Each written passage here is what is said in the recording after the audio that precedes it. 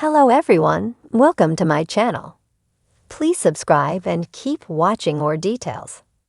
Bachelorette Katie Thurston gives big life update amid cancer fight. Bachelorette star Katie Thurston was diagnosed with breast cancer in February. She revealed she's still chasing answers about the diagnosis. Keep reading for the latest update on her public health battle.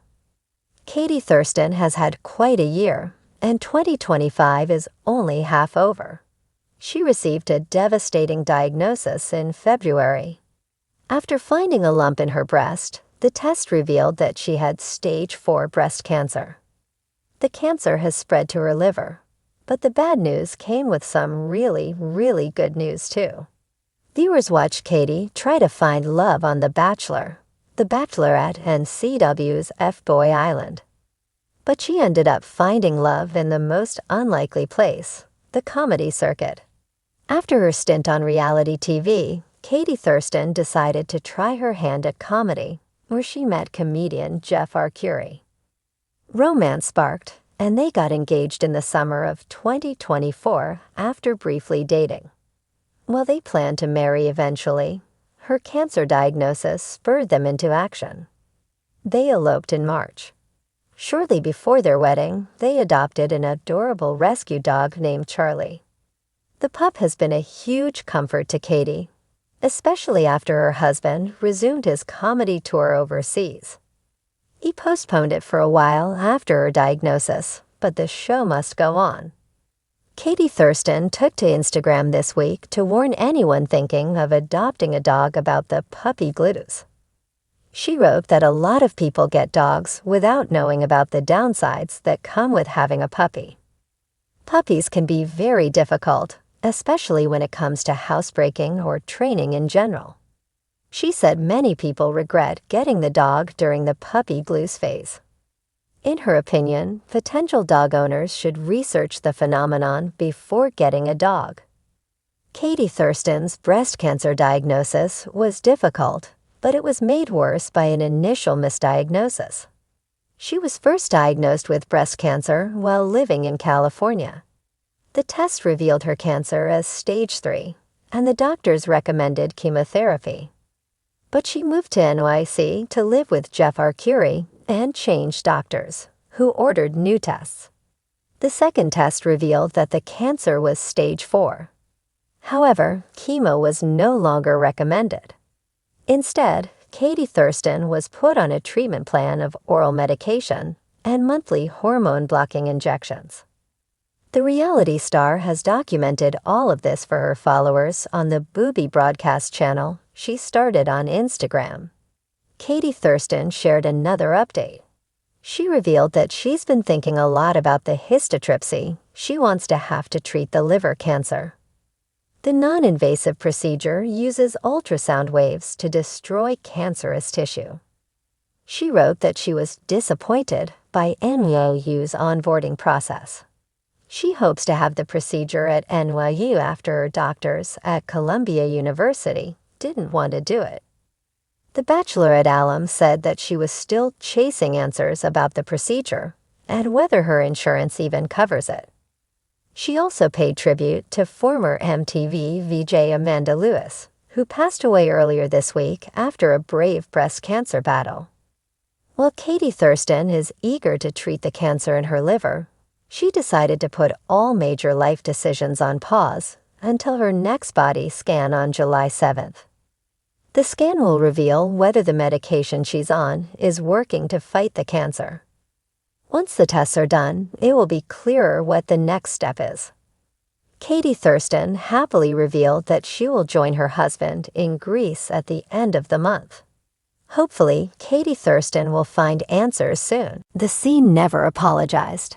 It didn't flinch when it took lives, nor did it soften its rage for a grieving mother or an orphan child.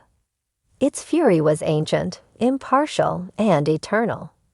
And so, perched on the cliff of the world, the last lightkeeper watched it with both reverence and wariness. Her name was Isla, a name fitting for one who lived surrounded by nothing but rocks, salt, and wind. The lighthouse she tended was older than any map that still bore her coastline. It rose like a forgotten pillar from the craggy point, with iron stairs that screamed under every footstep and windows, fogged by memories and brine. Once this light had meant safety. It guided ships away from the razor-toothed shoals below and towards safer shores. But the ships had long stopped coming. Navigation became digital, satellites stole the stars, and men learned to trust machines over the moon. Yet Isla stayed. She wasn't entirely sure why. Perhaps it was duty. Perhaps a tether of something deeper, magic, memory, madness. She often felt the lighthouse had a heartbeat. When the storm winds howled and the beacon turned, she could feel it in her bones. A low, resonant hum like a chant from the earth's core. The lighthouse, in its own way, was alive. And it remembered. Every night she climbed the 212 steps, lit the great lantern by hand. Yes, by hand, though automation had long been an option, and sat by the glass dome as it revolved. The sea always looked different from up high. Sometimes it shimmered like obsidian under the stars. Other times it danced with phantom lights that had no origin. And then there were the whispers. They didn't begin until the 3rd year of her solitude. At first, she dismissed them as wind. The human brain, left too long without conversation, invents its own. But the whispers grew in detail. In language, in memory. They began to say her name. Isla. Soft, like waves brushing shorelines in forgotten coves. She spoke back cautiously. Asked questions into the void. What do you want? The lighthouse, in its steady spin, offered no reply. But the next night, the whispers returned, and they told her stories. A shipwreck in 1842, where a captain named Elias wept for his son as the mast splintered. A mermaid, once exiled from her pod for saving a drowning sailor. A boy who built a bottle boat with a message that never arrived. The lighthouse remembered them all. It had seen more than any man, heard the secrets the sea gulped down, and refused to give back. Isla began to write them down. A new journal every month, pages filled with names, voices, lives never known or long forgotten. She didn't sleep much anymore, and when she did, her dreams were full of salt and shipwrecks. One morning, after a particularly stormy night, Isla found a package on the doorstep. Wrapped in oilskin, sealed with tar. No boat. No footprints. Just the package. Inside, a locket. Inside the locket, a picture of her mother. But her mother had died before Isla ever came to the lighthouse. Had never been near the coast. Had never even mentioned it. Isla felt the shift then, the sense that time here folded in strange ways. That this place was not just on a cliff, but perched at the edge of something far older than maps and gravity. The whispers grew bolder. They spoke of the hollow sea, a place beneath the ocean floor where forgotten souls drifted like jellyfish, glowing with memory. They told Isla she was a key, a living tether between the surface and the deep, a lightkeeper in more ways than one. She resisted.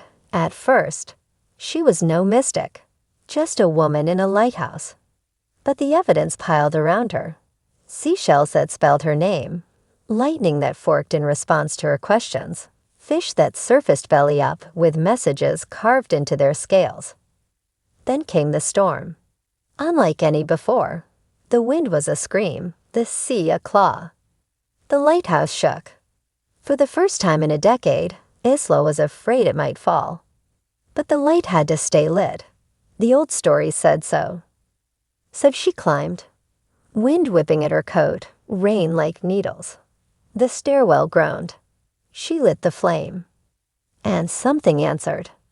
Not just a ship, not a person, but the hollow sea itself. It rose, not with water, but with presence. The sky split open with auroras, though it was midnight. The beam of her lighthouse stretched not across the ocean, but down into the depths, a tunnel of light reaching where no light should go. And out of it came voices. A million whispers, then harmony, like a chorus sung by ghosts and gods.